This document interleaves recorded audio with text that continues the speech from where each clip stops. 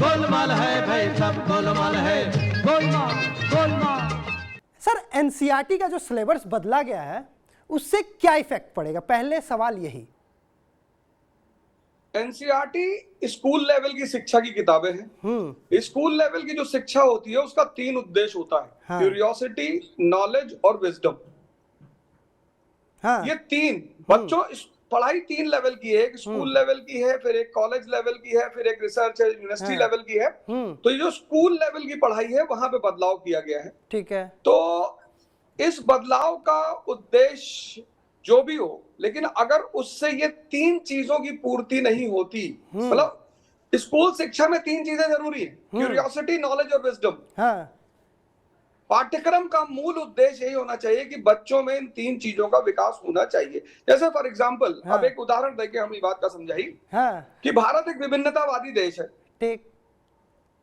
अब इस विभिन्नतावादी देश में कश्मीरी है, तमिल है, बिहारी है, पंजाबी है, सब रहा। अब पहली बार इस विभिन्नता का सामना की अशोक, सम्राट अशोक। तो जब उसको इस विभिन्नता का उसने सामना किया तो उसने एक नीति लेकर आया, धम्म की नीति। माँ बाप का सम्मान करो, सन्यासियन का सम्मान करो, दान पुण्य करो, हिंसा कम करो। तो ओके, पूरा उद्देश्य रहा कि इस विभिन्नतावादी देश का कैसे बांधा जाए। अच्छा। मुगल काल में वही काम अकबर की हिंद तौहीद इलाही लाए के। तो अब एक है उद्देश्य का है कि जो भारत के बच्चे हैं, भारत जो राष्ट्र है, उनके बच्चों को ये समझ में आए कि देखो भैया, यहाँ विभिन्नतावादी लोग रहते हैं, सबको एक सूत्र में बांधकर चलना है। पाठ्यक्रम महत्वपूर्ण नहीं है। महत्वपूर्ण है विजडम का विकास। अच्छा, एक बात और कि पाठ्यक्रम बदल दिया जाता है। अगर पाठ्यक्रम बदल दिया गया तो आगे आप तैयारी कराते हैं बच्चों की, कंपटीशन लेवल की तैयारी कराते हैं, तो उस पर क्या इफेक्ट पड़ेगा भी या नहीं? कंपटीशन में तो जहां भी चाहे मछली की आंख में तीर मारना हो, चाहे चिड़िया की। कंपटीशन लड़ने वाला लड़का तो तीर मारेगा, उसके ऊपर कोई फर्क नहीं पड़ेगा। उसको चाहे द्रौपदी को जीतना, भाई द्रोणाचार्य भी आईएएस की परीक्षा ले रहे थे, 5 भाई को बुलाए, 4 फेल कर गए। तो पाठ्यक्रम के बदलने से कंपटीशन वाले बच्चों पे कोई प्रभाव नहीं पड़ेगा।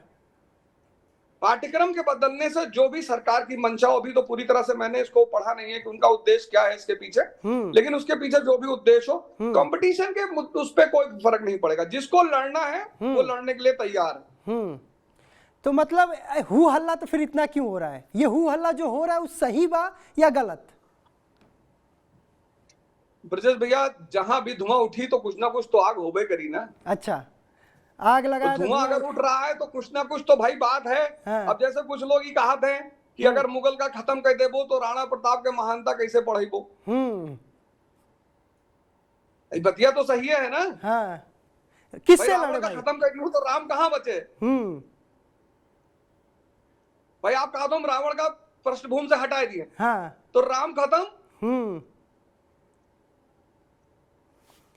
तो अब कहीं ना कहीं कुछ तो भाई इसमें बात में दम है। और सबसे बड़ी बात यह है कि बहुत सारे लोगों का ऐसा मानना है कि मुगल काल का जो पीरियड है, ये बड़ा इंपॉर्टेंट तथ्य मैं आपसे कहने जा रहा हूं। मुगल काल का जो पीरियड है भैया, वो गंगा जमुनी तहजीब का बहुत ही शक्तिशाली पीरियड है। उसमें जो हिंदू मुस्लिम एकता का प्रसंग है वो बड़ा मजबूत हुआ है। तो कुछ लोगों का ऐसा मानना है कि ये जो भारत की एकता का सार है, जो उस काल में बहुत ज्यादा मजबूती से दिखाई पड़ता है, उसका बड़ा प्रभाव पड़ेगा। गोलमाल है भाई, सब गोलमाल है, गोलमाल गोलमाल।